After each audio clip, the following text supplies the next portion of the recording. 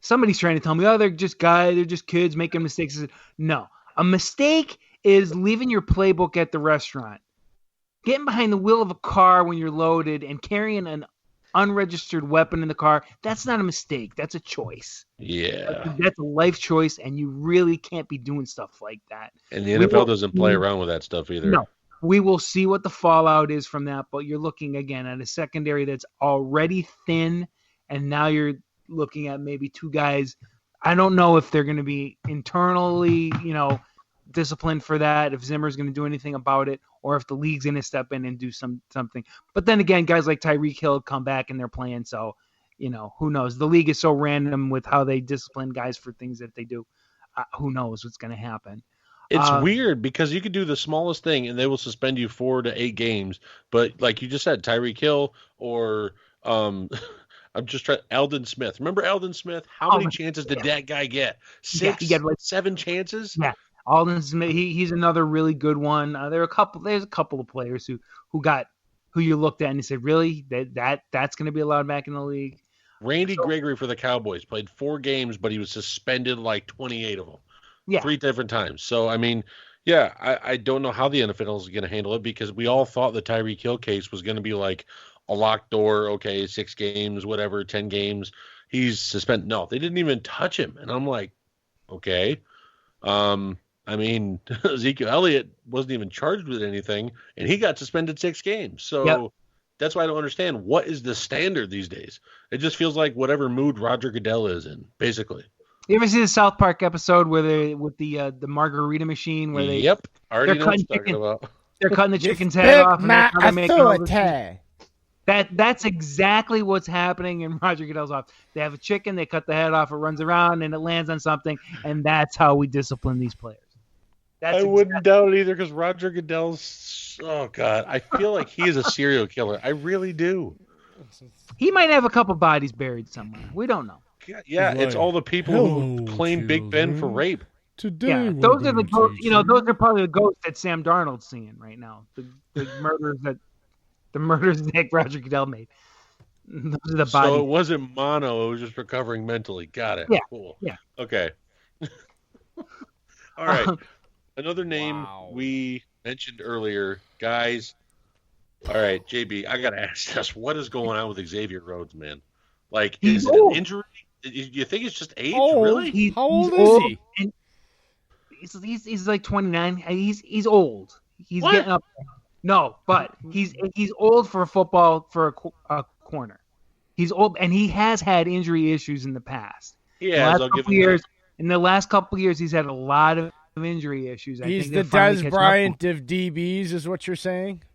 Yeah, he's the Dez Bryant of DBs. That's actually a really good description of him. I think he's 27 years old or 28. He just plays like he's 49 right now.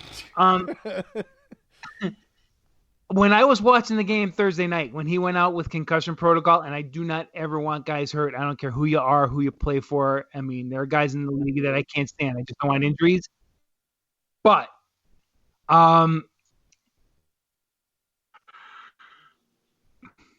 didn't I say that? I said 29 years old. I just Googled it, okay? You just heard the Google thing talking to me. I'm sorry, I JB. told you he was 29 years old. Anyway. I'm sorry. Kill me for being curious. So Thursday night, he goes out of the game, concussion protocol on a 3rd and 4. Mackenzie Alexander replaces him, plays tight defense, knocks the ball away. Vikings get the ball back on downs. I mean, they punt. Mm-hmm. Alexander plays aggressive defense. Xavier Rhodes is a MyPillow. You can't hate Xavier Rhodes anymore, JB. Nope, sorry. You're not allowed to hate him. I don't hate him. His birthday's June 19th. He's a Gemini. He's a birthday in June. That's 4 days after my birthday. You can't hate him anymore. He's a good guy. I don't hate him. I'm just hate watching what's happening to him. That explains my anger towards you. God. He is not the same. He doesn't play that aggressive defense. He gives such a cushion. My God. Puppies. I saw that against Marvin Jones when he had his 4 TDs. I don't know why he got upset at the sideline. I know exactly what you're talking about. It was on the goal line, and Marvin Jones was what was it, like 3-4 yard pass, and Rhodes was still away from him 5 yards in the end zone. I know exactly what you're talking about. Xavier Rhodes gives up a cushion. What does that mean? Well, he's afraid that he can't play the tight defense anymore. He's going to get beat deep. He doesn't want to get beat deep, so he's just getting killed underneath. He's not the same. I'm sorry. Julius, what's your assessment on this?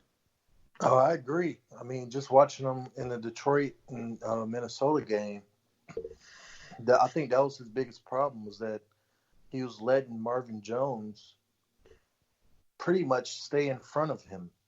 Even after the ball was thrown, he didn't really try to gain position. Marvin Jones was just pretty much boxing him out. And Marvin Jones isn't that big. He's not like Calvin Johnson. He's a slender dude. Yeah, he's like 6'2", 190. And he was just boxing out Xavier Rhodes. And he's right. Xavier Rhodes does look like an old corner. He looks like Tillman when he was like 36. He looks like Terrence Newman. Okay, you can't say that because Terrence Newman played till he's what, 39? He looks like Terrence Newman.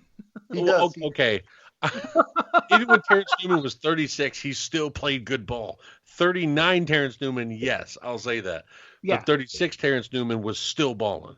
He looked like 39 Terrence Newman. Okay. He looks like the Terrence Newman who had to retire pretty much midway through the season for the Vikings. I could see Minnesota moving on from Rhodes after this year, like maybe even trading him. It opens up cap too, because I know there's cap problems. Well, that's why they. I know who they can trade him to. They'll even pay probably to get him, and you give him a draft pick. You can probably just send him down to the frickin' quasi NBA crew down there in Miami called the Dolphins. Them jackasses down there ruining the league. Somebody actually mentioned that maybe he'll go to the Dolphins. But the Dolphins, I think, want picks. They're accumulating picks, so I don't think he's got a big salary. So if the Vikings send them like a second round pick, they'll probably send them like 2 or 3 future picks that are like 15 fourth round picks, because by then they won't care because they'll be good, so it don't matter. But they'll pay to take his salary right now because they want to be an NBA team down there right now. Then later they're going to transform into a football team somehow. I don't trust the Vikings when it comes to trading picks. We traded a 5th rounder for a kicker that we cut. Yeah, I saw that. We traded a 5th rounder for a kicker who had 1 good preseason game, and then we cut him 2 weeks later. And first for Sam Bradford. Bob Quinn used his first 5th round pick on a long snapper who never made it to training camp. Somebody told me, well, 5th rounders don't usually make the team. I said, Stephon Diggs is a 5th rounder. Shut up. Go away. This is true. Well, hey, it's not an NFC North, guys, but did you guys hear the mystery on why the Dolphins are doing so bad? They're trying to move? No, they lost Snowflake from Ace Ventura. Snowflake. Yeah, Snowflake. They haven't gotten over it. I had to go ahead and mention it. Xavier Rhodes, he's due. I'm looking $12.9 million right now, and if y'all release him before the free agency date, y'all save about $5 million in cap. Yep. And Mackenzie Alexander is actually a better corner right now. He is actually up as a free agent. You have a couple guys back there who are free agents on DBs, and I'm wondering how you're going to re-sign them. Yeah, me too. But some of them I don't know if I want to re-sign anyway. Well, especially if they have those charges we were just talking about. Yeah, I mean, Mike Zimmer will not have that. He will want to clean that out. If they don't clean up their act, he will be happy to let them go play elsewhere. Well, you know what I'm seeing on a player that for the Vikings offense that I have been rooting for because I loved him in Alabama. I wanted Green Bay to get him. I love Irv Smith Jr. I love him. You guys can cut him in the offseason so we can have him, and we'll match him with Sternberger, and we'll have our future quasi-double tight ends that can kill you the rest of the night. I mean, you guys don't need him anyway. No, Irv Smith Jr. is a complete package of tight end. He can block just as good as a lineman. But the Vikings don't need him. They're going to go 1-3 in the next couple of games, so they don't need him. The Vikings are going to go 10-6 for the season, though. Oh, JB. well, now the optimism comes back. I'm glad that No. to see you. I just said we're going through a tough stretch. I think it could be a 1-3 stretch, but I think this team can win 4 of its last 8 and go 10-6. So I got to ask this, JB.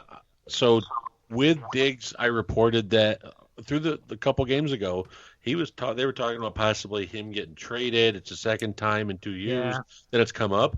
Do you think you move on from Diggs now that like Irv Smith Jr. is showing up? Because that means you'd have Rudolph, Irv Smith, Thielen, BB's going to be coming back, and now you got Madison and Cook. So really, you don't need the heavy passing offense if you still have your rushing offense. Yeah, but you got to have a guy who can stretch the field. And True. I'll give. Yeah. Thielen is not that guy. He's pretty fast. I don't think Thielen's the field stretcher. Irv Smith. We saw BB go for a 60-yarder in the Packers game. Yeah, but can he do that consistently? No. Okay. No, he can't consistently stretch the field. Diggs gives you that. Granted, he likes to fumble the ball after he goes 35 yards a lot, but yeah, I saw the defensive tackle do that. But he stretches the field. He opens things up. If he's gonna go, you better have a plan for somebody to replace him, and it's not Laquan Treadwell. Oh God, no! I saw y'all brought up Josh Doctson though off of IR this week. Yeah, he might be a sneaky good pickup. Yeah, well, I mean, he was brought in because he has a rapport with Cousins. Yeah. So we'll see, but I don't know how much they're gonna use him right away.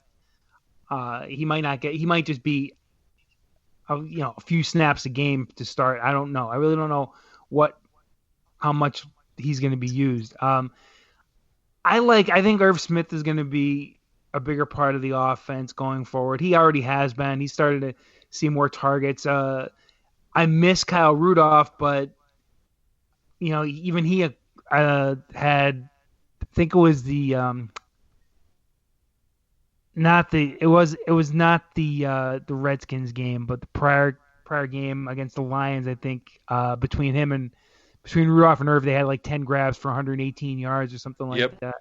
So, if you can get both of those guys more involved in the offense, all the better. But this passing game has become a dynamic passing game over the last 4 weeks. Again, against some weaker teams, but still a dynamic passing game that they didn't have in the first 4 weeks. Diggs goes, you better have somebody who you're going to replace him with. And I really don't know, if there's anybody out there that, worth drafting that's going to be able to do it. The Vikings seem to have trouble with first-round draft pick wideouts anyway. They seem to find them better in the later rounds or, in free agent tryout camps. Well, you know what, though? This next year is coming up. It's got a lot of wide receivers in it that's going to be day one ready. You got QBs that are day one ready. And a couple of us, you got a lot more running backs than you did in this past one as well. This is going to be a very heavy offensive draft coming up that, unlike last year, it was all defense. Yeah. So, I mean, yeah, I really do think that this year, if you need to grab a wide receiver, tight end, running back, quarterback, this is the year. Skill positions are at a max this year in the draft. So, I mean, yeah, y'all could go back and, I mean, that's an idea. If you say you guys are looking at multiple prospects in the draft, and if you finish 10-6, go to the playoffs, you're going to have a later round first rounder. But absolutely, with the depth there, I mean, do you move on from? And I'm not saying because I want you to do it. It's just an example. Diggs, I'm just saying for that money that he got paid for a $14 million cap hit compared to a first round rookie where he's only earning $5 or $6 million. Right. Yeah. I mean, and that's a really good point. If you can find somebody who's almost equal in talent, the field stretcher, for a cheaper price, maybe you do try and see if the Dolphins would be interested. The Dolphins are accumulating picks. Maybe they'll be willing to give up a couple to get a Stephon Diggs. I don't know. Pair up with a new rookie QB. Yeah, because God bless Josh Rosen.